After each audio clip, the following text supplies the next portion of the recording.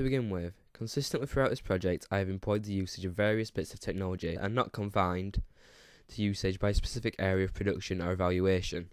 each with their own set of advantages and disadvantages in the function of their purpose. The use of a blog, which has enabled me to digitally record the progression of my entire project, and has been useful in its ability of keeping a digital backup of all my uploaded work and research,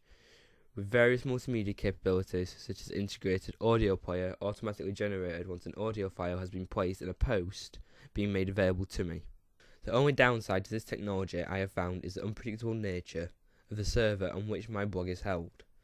and the formatting glitches with my blog posts that have become more prominent since I changed the theme of my blog. The next technology I used consistently throughout was the Microsoft Office Suite 2010-2007, which I used for various referencing, production, planning and feedback purposes, along with the creation of my first and second draft evaluations. The strengths of this software package primarily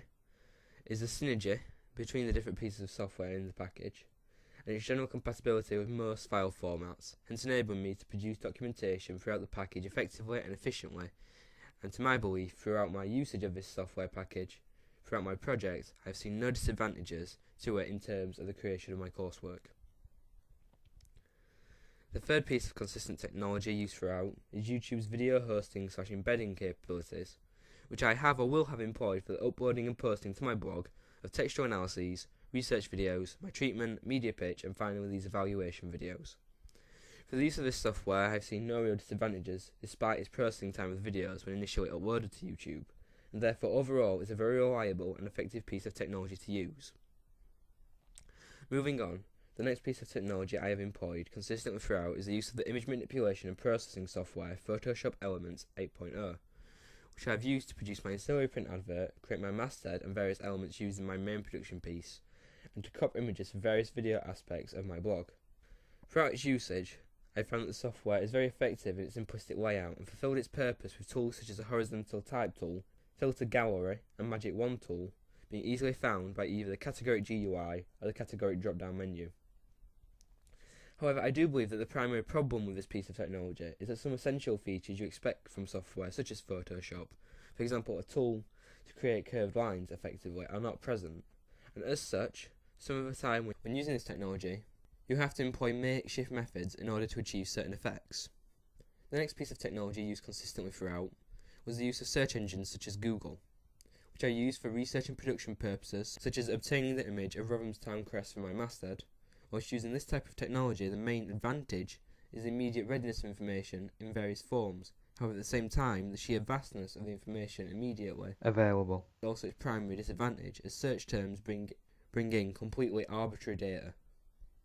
Moving on, the next piece of technology I used consistently throughout was Sony Vegas Movie Studio, which I used for my treatment work and to create these evaluation videos, from which I see really no disadvantages to the software, whilst its advantages being its synergy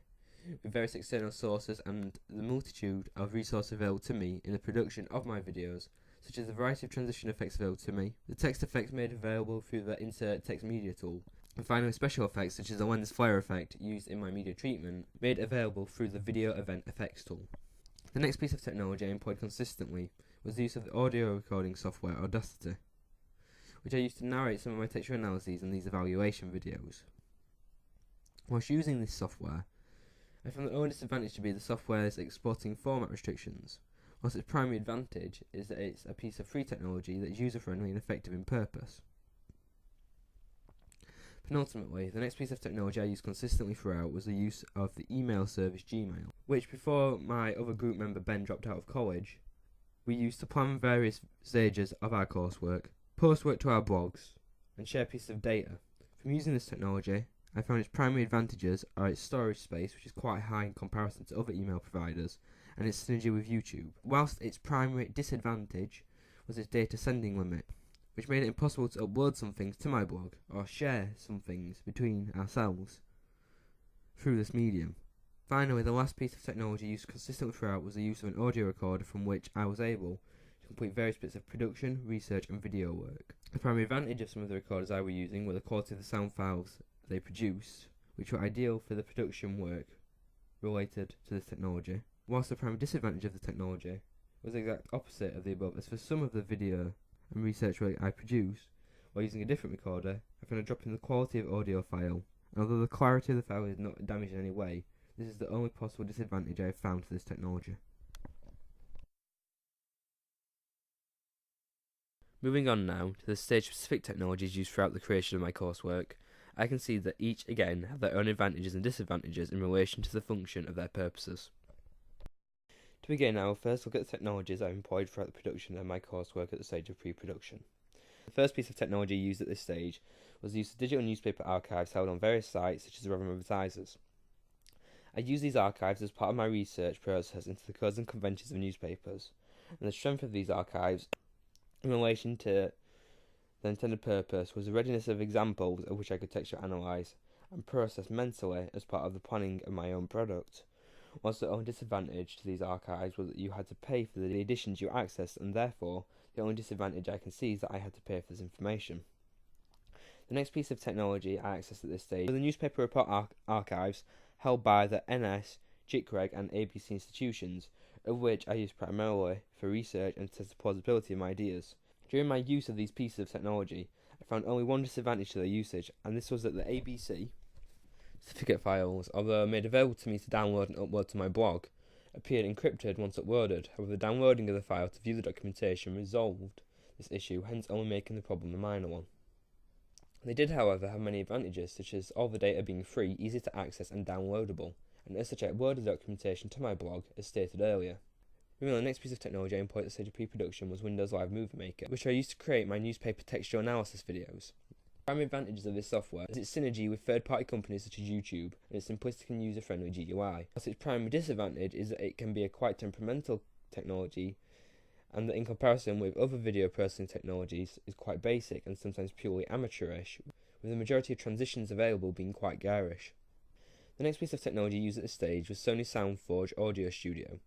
which I used for the conversion of my interview audio files for cutting on Audacity and uploading to my blog. During its usage, the primary advantage for me, simplistic and effective conversion capabilities, whilst its primary disadvantage was that due to the complexity of the GUI in general, I was not able to do further work to the clip effectively on this software, and as such resulted as stated to using Audacity. Furthermore, the next piece of technology I employed at this stage was the use of the Toshiba Camilio P10 camcorder, which I used to record my media pitch for uploading to my blog. Whilst its advantages included its simplistic GUI, which made my usage of this technology relatively easy. The next piece of technology used at this stage was my college's email system, which used as part of the electronic arrangement of an interview with a local MEP. Whilst using this technology, it fulfilled its purpose well, and there were no noticeable disadvantages. However, at the same time, there were no noticeable advantages either in comparison with other email service providers, despite the fact that the recipient could see that the email was sent from an academic institution. Subsequently, the next piece of technology employed at this stage was Microsoft Paint, which I used in order to screenshot my email correspondence with the MEP via using the rectangular marquee tool available. For its usage, its primary advantage was its simplistic GUI, and I could see no disadvantages in the software for my intended purpose. Moving on, the next piece of technology employed at this stage was the HP PhotoSmart C4 680 scanner, which I used to scan in various bits of documentation for uploading to my blog. By using this technology, I established no disadvantages to it. Whilst I did discover that an advantage to it was the high quality scans it produced in comparison with some scanners. Penultimately, the next piece of technology I employed at the stage of pre-production was the video annotation capabilities of YouTube, which I employed as part of two of my textual analyses for my ancillary research, and for its usage I found no disadvantages to it. As for its advantages, they include a user-friendly, simplistic GUI from which my purpose for the technology was fulfilled easily and effectively. Finally, the last piece of technology I employed at this stage of my coursework was a software named PDF Creator, which I used to convert certain pieces of documentation to PDFs ready for uploading to my blog. For its usage, the only disadvantage I have found is that if you install the coinciding internet toolbar, your computer can obtain malware. However, as I didn't do this, it wasn't a problem, and therefore I'm only concentrating on the software in terms of its advantages, which included a very simplistic, effective GUI which allowed me to fulfill my intended purposes on multiple occasions quickly and easily.